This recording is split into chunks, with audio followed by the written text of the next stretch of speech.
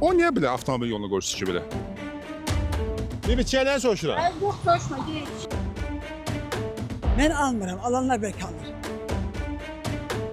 Küçələrin kənarlarında, piyada yollarının üstündə, əsasən metro çıxışlarında və bazarlara gedən yolda satışın bu formasına rast gəlmək mümkündür. Maraqlıdır ki, satışın bu formasına münasibət də birmənalı deyil.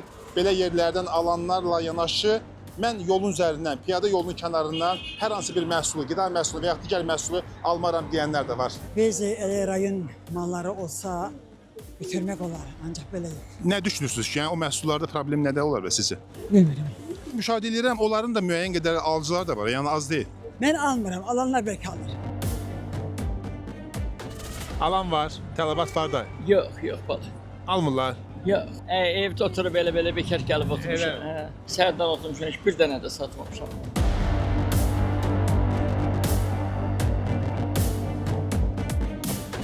O niyə belə avtomobil yolunu qoyursunuz ki belə?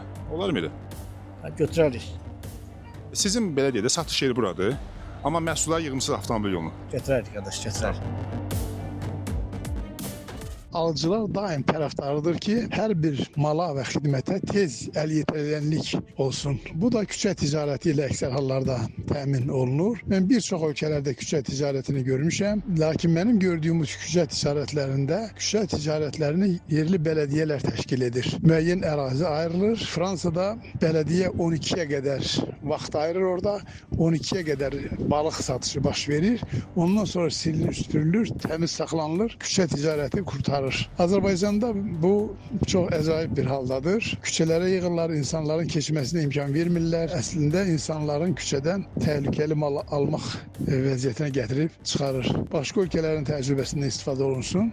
Küçə ticarətini bələdiyyələr təşkil etsin. Lazım yerlərdə orada sanitariya qaydalarına əməl olunsun, malların təhlükəsizliyi təmin olunsun. Artıq ölkəmizdə də bu sahədə müvafiq addımların atılması planlaşdırılır. Belə ki, yerli icra hakimiyyəti orqanları küçə ticarəti ilə məşğul olan şəxslər üçün layiqli iş şəraiti yaradacaqlar. Bu Nazirlər Kabineti, Azərbaycan Həmkarlar İttifaqları Konfederasiyası və Azərbaycan Respublikası Sahibkarlar Təşkilatları Milli Konfederasiyası arasında 2026-2028-ci illər üçün baş kollektiv sazişdə öz əksini tapıb. Qeyd olunub ki, vətəndaşların sosial müdafiəsi üzrə hüquqlarının təmin edilməsini nəzərə alaraq küçə və bazar ticarəti ilə məşğul olan şəxslər üçün yerli icra hakimiyyəti orqanları və bələdiyyələr tərəfindən layiqli iş şəraitinin yaradılması istiqamətində müvafiq işlərin aparılması zəruri hesab edilir.